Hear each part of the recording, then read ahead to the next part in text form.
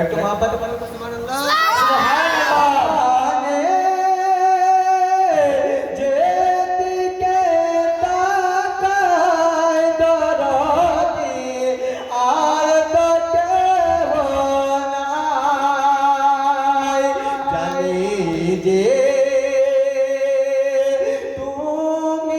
জানি যে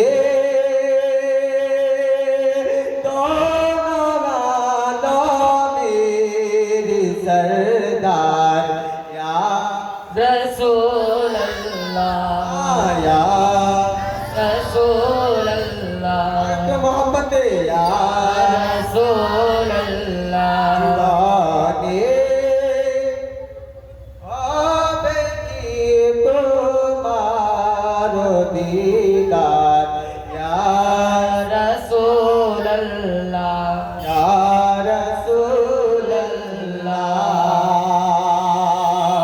आगो पेचे तुम्हाके जिनी पेचे खुदा के दीनी जोरे सुभान अल्लाह আসতে বলো তো। सुभान अल्लाह খেপাই নাকি যে আসতে মানে জোরে বলতে হবে। সুবহানাল্লাহ। রিচার্জ করছি এটা রিচার্জ। মনে হবে সুবহান লাগলে বলা আছে। এমনি সেটা বলছে সুবহানাল্লাহ বলো সুবহানাল্লাহ বলো। একবার সুবহানাল্লাহ বললে 10 নেকি হয়। আর 10টি গুনাহ মাফ হয় আর জান্নাতের মধ্যে একটা খেজুরের গাছ লাগানো হয়। তাহলে সুবহানাল্লাহ বলে লাভ আছে তো? লাভ নাই? আছে তো লাভ? বলো তো একবার সুবহানাল্লাহ আরো। সুবহানাল্লাহ।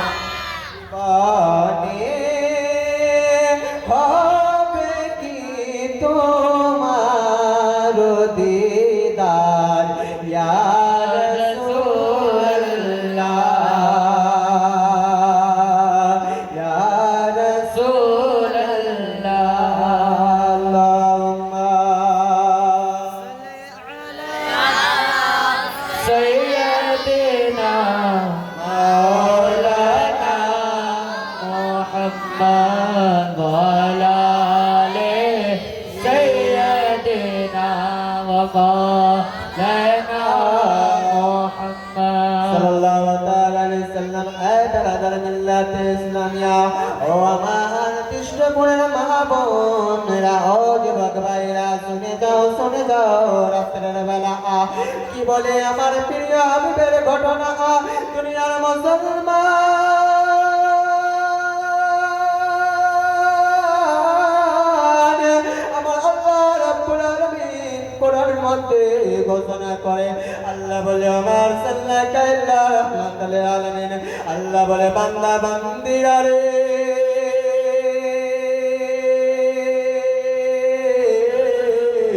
ও আমার বান্দা বান্দিরা শুনে যাও ও আমার বান্দা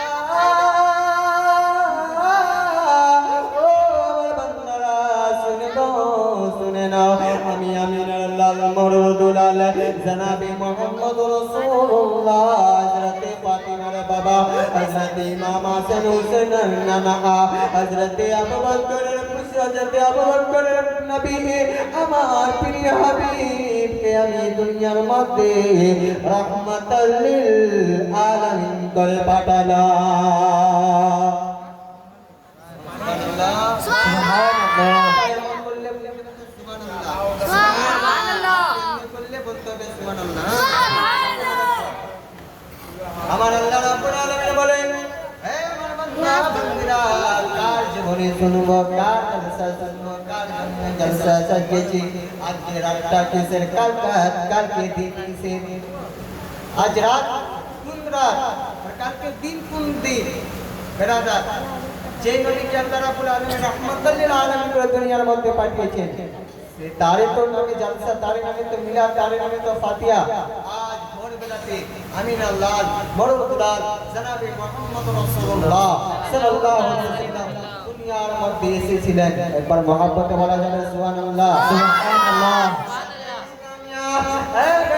দুনিয়ার মধ্যে যখন নবী আসবে নবীর আসার আগে 1-2 দিন আগে না 3 দিন আগে না 4 দিন নাই 5 দিন নাই 6 দিন নাই 7 দিন নাই 10 দিন নাই 15 দিন নাই আমার নবী দুনিয়ায় আসার আগে 25 দিন আগে হযরত আব্দুল মুত্তালিব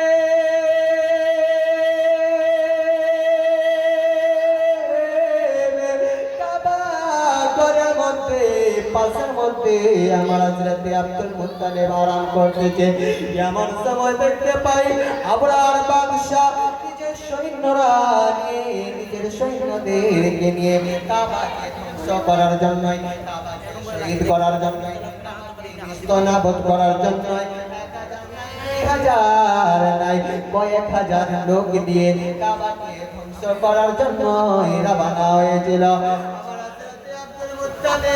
দেখে আবরার বাদশার মানুষ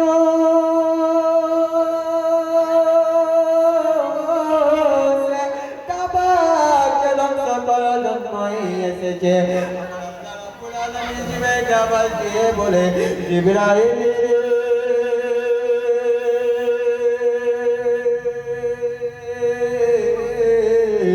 ও জিবরাইল দেখো দেখো দেখো জিবরাইল আমার যে ঘর কাবা ঘর আমার যে কাবা বাইতুল্লাহ ঘর সে কাবা ঘরকে ধ্বংস করার জন্যই আবরার বাদশা মানুষকে পাঠিয়েছে আমার হযরত জিবরাইল চিৎকার করে ডেকে বলে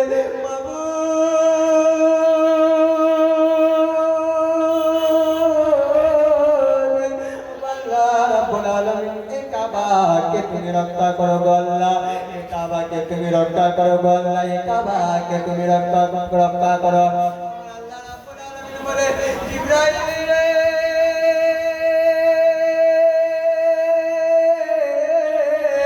ও জিবরাইল শুনো রে আমি ইজ্জত জিল্লাতের মালিক আমি হায়াত মওতের মালিক আমি যাকে ইজ্জত দেব কে কমাতে পারবে না যার কমিয়ে দেব কার পাপ বাড়াতে পারবে না শুনো জিবরাইল রে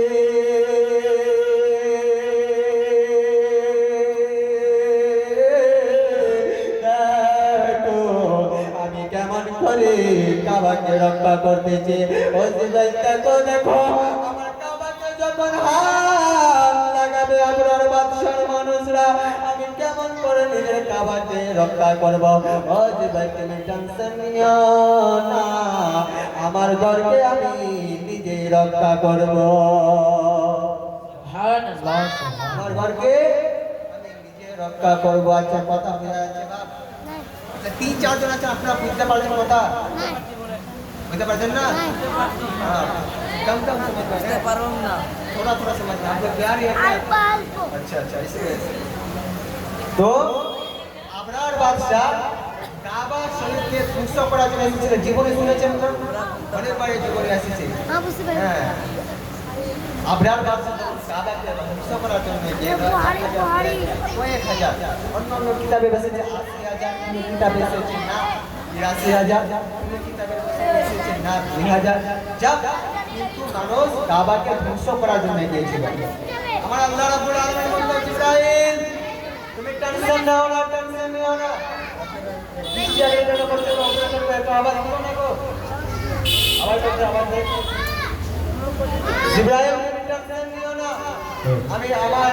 ঘরকে আমি নিজে রক্ষা করব কারণ আমি মিল্লাতে ইসলামিয়া আমার আল্লাহ রাব্বুল আলামিন কোরআনের মধ্যে একটা আয়াত নাযিল করেছে যে আয়াতটার নাম একটা পাখির নাম হয় জানা আছে আপনাদের কারো ওই আয়াতটার নাম একটা পাখির নামের সঙ্গে মিলে আল্লাহ রাব্বুল আলামিন বলে তায়রান আবাবিল জানেন না আয়াতটা আছে তায়রান আবাবিল আবাবিল নামে একটা পাখি কি আল্লাহ রাব্বুল আলামিন দুনিয়ার মধ্যে পাঠায় আবাবিল পাখি তুমি দুনিয়ার মধ্যে যাও আচ্ছা আবাবিল পাখি কত বড় হয় কুয়ার মতো কাকের মতো কত বড় হয় আবাবিল পাখি দেখেছেন কেউ দেখেননি ফুটকি দেখেছেন ফুটকি থেকে আর ছোট হয় আবাবিল পাখি একদম ওই আবাবিল পাখির ঠোঁটটা একদম ছোট সব পাখি থেকে পাখির মধ্যে যত জাত আছে সব পাখির মধ্যে ওই আবাবিল পাখির ঠোঁট হচ্ছে ছোট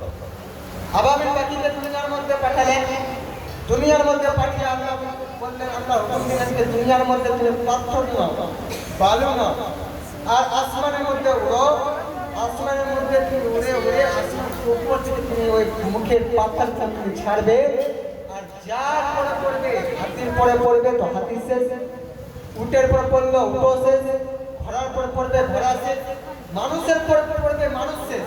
কেমন বলে আমার আল্লাহ রাব্বুল আলামিন হযরত জিবরাইলকে আওয়াজ দিয়ে বলে আবাবিল পাখি রে, যাও যাও দুনিয়ার মধ্যে চলে যাও, দুনিয়ার মধ্যে ওই মক্কা শহরের মধ্যে ওই কাবা ঘরের চতুর্দিকে তুমি ঘুরবা, আর ঘুরে ঘুরে তুমি পাথরকে মুখের মধ্যে নিবে, পাথর নিয়ে তুমি উপর দিকে আসবে, উপর দিকে তুমি চারদিক দিয়ে তুমি আবার দিয়ে ঘুরবা, আর যখন আমার কাবাকে তীর চালাবে, কামান চালাবে, কাবাকে যখন ধ্বংস করার জন্য হাত দিবে, ওই আবাবিল পাখি রে, তুমি ওই আবাবিল পাখি সামনে দিক থেকে উপর দিক থেকে তুমি মুখের পাথরটা ছেড়ে দিবে। আল্লাহ আল্লাহু আকবার। ওই আবাবিল পাখি যেন ওই পাথরকে ছাড়ছে, পাথর যে হাতের পর পড়ছে, মাথাটা পেটে দু টুকরো হয়ে আছে, গড়ার পর পড়ছে, গড়ার সঙ্গে সঙ্গে শেষ, উটের পর পড়লে উট মারা যাচ্ছে, মানুষের পর পড়লে মানুষ মারা যাচ্ছে। এসব ঘটনা সাথে আব্দুল মুত্তালিব দেখতেছে। আব্দুল মুত্তালিব বলে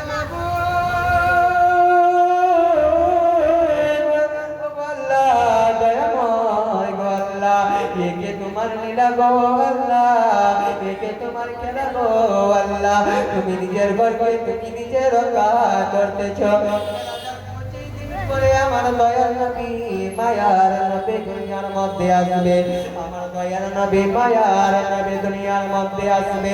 কেমন করে আসবে চন্দ্রাদার নবী আসার সঙ্গে কি হয়েছিল, তার আগে কি হয়েছিল? ইসলামিয়া মুসলমান, ও দুনিয়ার বান্দা বান্দিরা, ও নবীর উম্মত উম্মতিরা রে,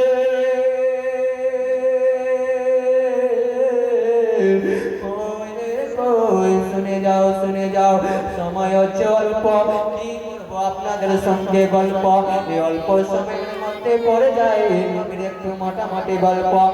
বেরাদার মিল্লাত ইসলামিয়া দরদি মা বোনেরা রে, মনোযোগ দিয়ে শুনে যাও শুনে যাও, আমার হযরতে আমিনা গর্ভের মধ্যে আমার দয়ার নবী মায়ার নবী আসতেছে, আমার দয়ার নবী মায়ার নবী হযরতে আমিনার পেট মুবারকের মধ্যে আমার হযরতে আমিনা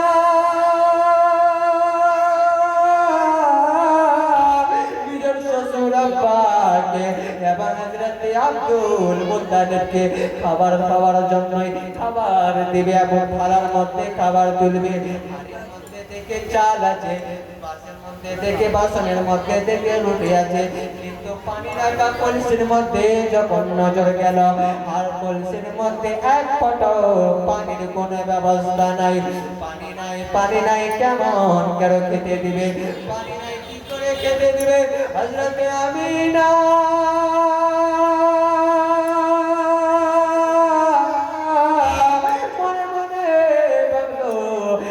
পানি আনতে যাব, আগে পানি নিয়ে আসার পরে পানি এনে আমার শ্বশুর আব্বা এখন আমার বাবা হযরতে আব্দুল মুত্তালিবকে আমি খাবার খাওয়াবো। বলুন সুবহানাল্লাহ। আমি পানি এনে পানি আনার পরে আমি শ্বশুর আব্বা এবং আব্দুল মুত্তালিবকে খাবার খাওয়াবো। বাড়ি থেকে কলসি নিয়ে হযরতে আমিনা কলসি নেবার পরে হাতের মধ্যে কলসি নিয়েছেন, কলসি নিয়ে রওনা হয়েছে পানি আনার জন্য। ইসরার মধ্যে কুয়ার মধ্যে রওনা যখন হয়েছে, বেশ কিছুক্ষণ যাবার পরে মক্কা শহরের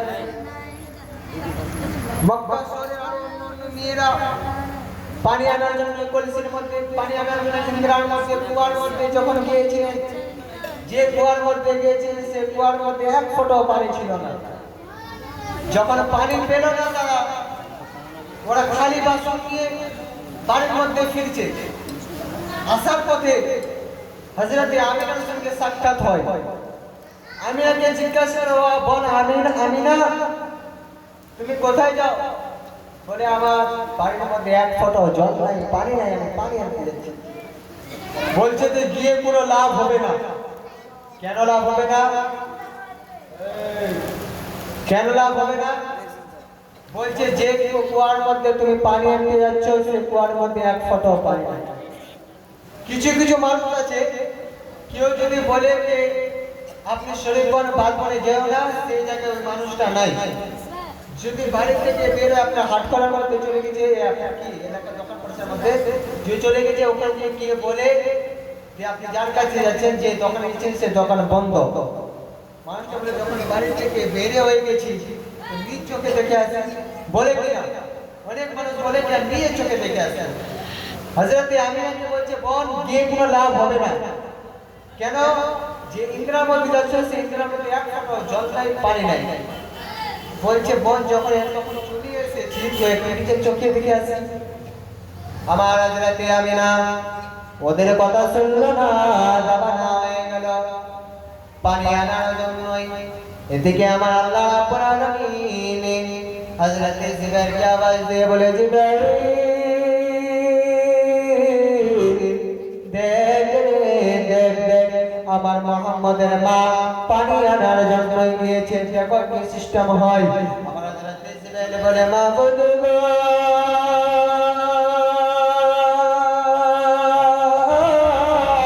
যে ইন্দ্রার মধ্যে যাই সে ইন্দ্রার মধ্যে তো পানি এক ফোঁটাও ছিল না, সে ইন্দ্রার মধ্যে তো এক ফোঁটাও পানি নাই।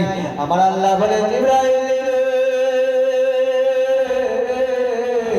আমি জল্লালের মালিক, ও জিবরাইল তুমি টেনশন নিও না, চিন্তা করো না, চিন্তা করো না, আমি পানির ব্যবস্থা করে দিব, পানির ব্যবস্থা করে দিব। হযরতে আমিনা যখন রওনা হয়, আমার হযরতে আমিনা কি দেখতে পায়? হযরতে আমিনা উপর আসমানের দিকে নজর দিয়ে দেখে আসমানের বাদল গুলা যেন আমার হযরতে আমিনার মাথার উপর দিকে ভেসে ভেসে যায়। হযরতে আমিনাও চমকে পড়ে গেল। আমিনা বলতে লাগলো, হে মাবুদি গো,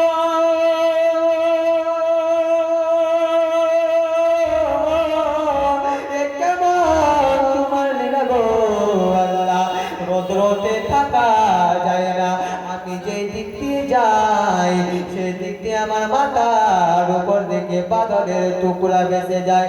আসমান থেকে আওয়াজ আসে, ও আমিনা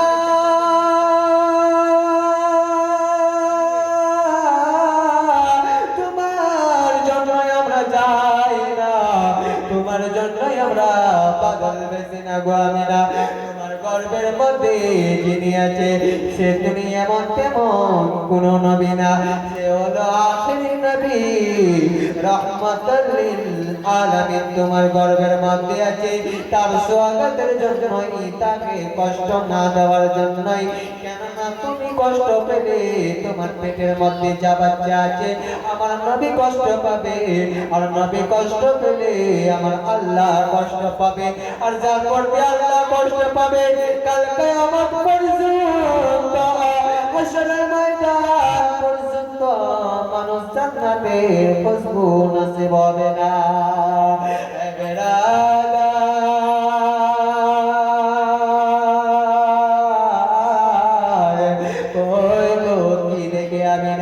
আমার হযরতে আমিনা আর বেশ কিছুক্ষণ দূরে যায়। আমার হযরতে আমিনা যখন ইন্দ্রার মধ্যে দেখে, ইন্দ্রার মধ্যে যখন পাশে গেল, আমার আল্লাহ বলে, ইন্দ্রা রে আমার আমিনা কলসির মধ্যে, ওই আমার হযরতে আমিনা ইন্দ্রার মধ্যে বালতি দেওয়ার আগে আগে তুমি পানি সামনে দিকে চলে আসো। সুবহানাল্লাহ। আমার পানি তোমার মাথার পর্যন্ত পানি নাই। আমিনা যদি রাস্তি ছাড়ে, বালতি দেয়, ডোল দেয়, ইন্দ্রার মধ্যে যদি পানি না পায়, হযরতে আমিনাকে ছুটতে হবে, হালতে হবে। হযরতে আমিনা যখন হালবে, পেটের মধ্যে যে বাচ্চা আছে কষ্ট পাবে আর তুমি কষ্ট পেলে তোমাকে কখনো মাফ করা যাবে না। তুমি আমার কাছে আমি না বালতিন দেওয়ার আগে আগে তুমি পানি সামনে দিকে চলে আসো। এই তোরা কোথায় গেছিস রে?